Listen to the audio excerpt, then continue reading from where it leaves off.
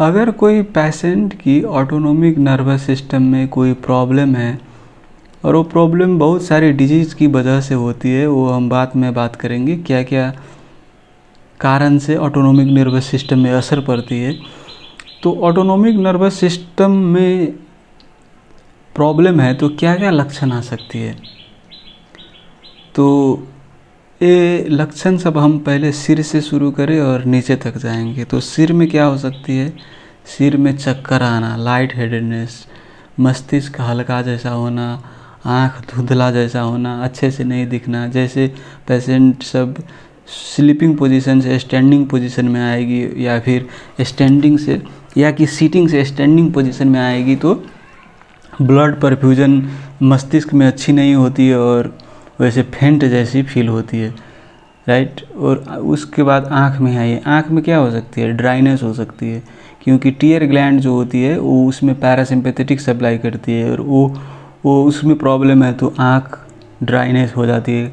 मुख में भी ड्राइनेस हो जाती है क्योंकि हमारी सैलिवरी ग्लैंड सबको पैरासिम्पैथेटिक सप्लाई करती है, उसमें डिस्फंक्शन है तो ड्राई माउथ की सिम्टम हो सकती है। उसके बाद स्किन में क्या हो सकती है, स्किन में आप सब जानते हैं स्वेट ग्लैंड होती है और स्वेट क्यों प्रोड्यूस होती है हमारे शरीर से।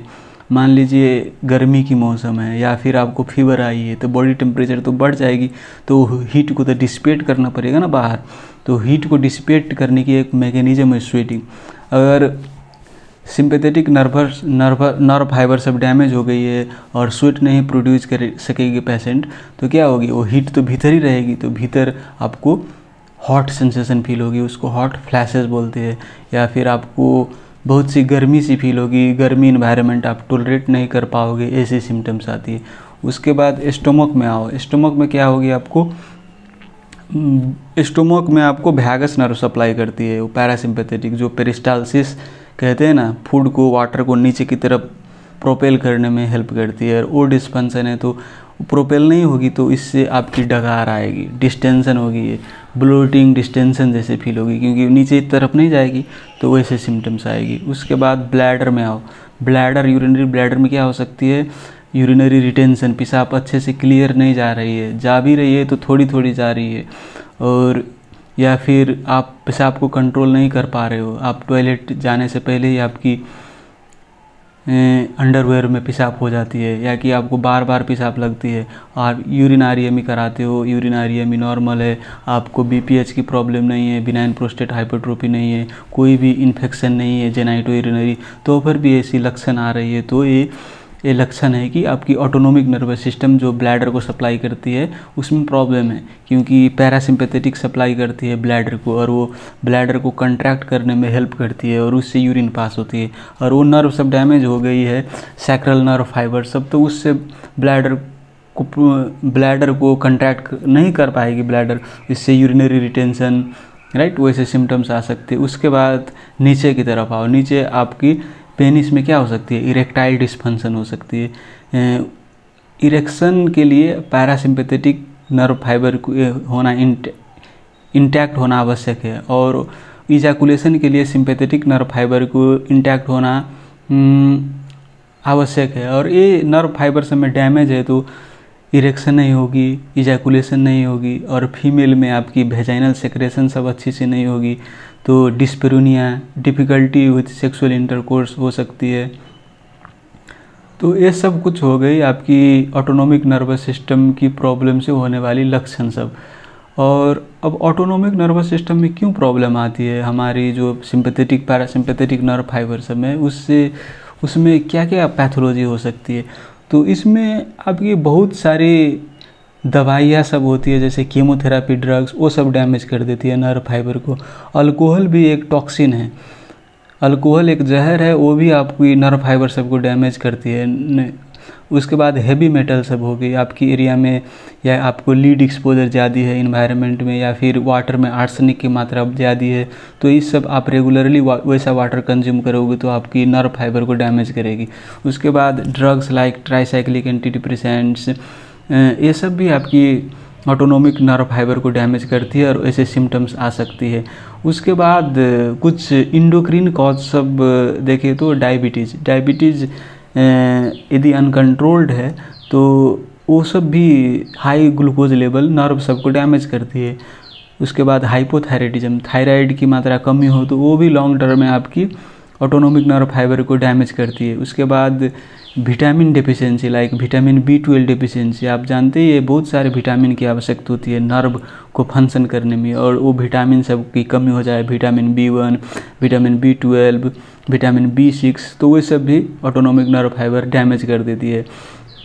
उसके बाद एक ठो रोग होती है जिसको बोलते हैं एमाइलोइडोसिस, उसमें आपकी एबनॉर्मल प्रोटीन डिपॉजिट हो जाती है सेल के बीच बीच में। तो वो जैसे सिंपैथेटिक नर्व फाइबर सब होती है उसके बीच में डिपॉजिट हो जाती है।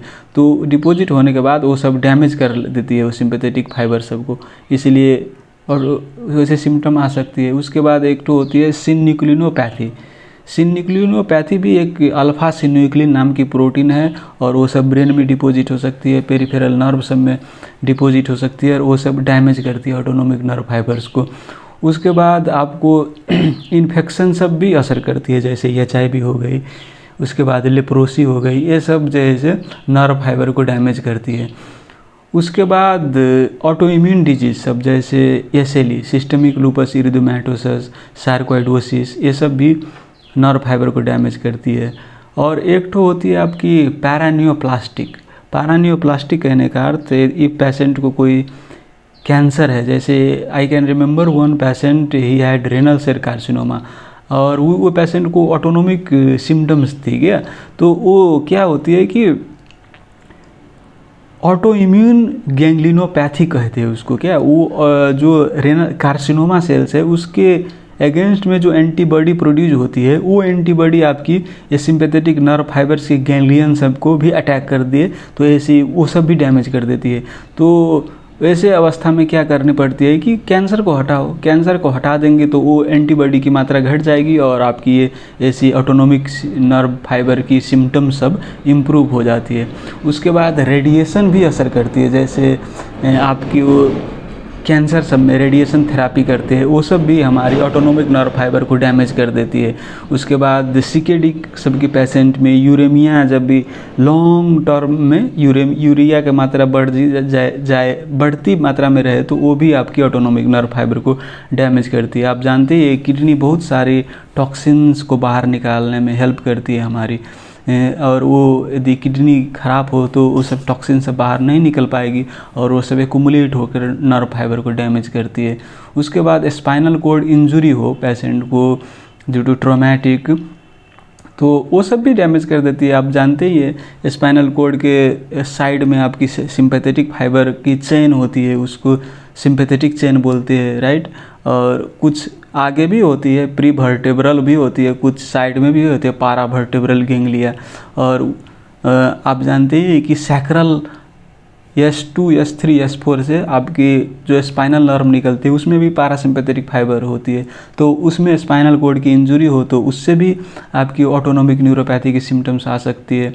तब ये सब सिम्टम्स होगी वो ज़रूरी नहीं है। कुछ पेशेंट में हमारे एक्सपीरियंस देखें तो कुछ पेशेंट आपकी इरिटेबल ब्लैडर की जैसे सिम्टम्स लेकर आती है, जैसे इंक्रीज यूरिनरी फ्रीक्वेंसी है, अर्ज इनकॉन्टिनेंस हो रही है, और वैसे पेशेंट को BPH भी नहीं है, उसकी यूरिनारियमी भी नॉर्मल है, यूरिथ्राइटिस भी नहीं है, सब नॉर्मल है, और वैसे सिम्टम्स आ रही है। आइसोलेटेड ओवर एक्टिव ब्लैडर के जैसे वैसे सिम्टम्स आती है। कुछ पेशेंट की एबनॉर्मल स्वेटिंग, एक्सेसिव स्वेटिंग बोलता रहता है। कुछ पेशेंट हॉट फ्लैश हो रही है, वैसे सिम्टम्स लेकर आती है।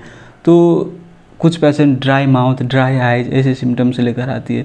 तो ये सब मैंने जितना सिम्टम आपको बोला, ये सब होने की एक ही साथ होने की ज़रूरी नहीं है, कुछ पहले होती है उसके बाद में होती है, राइट।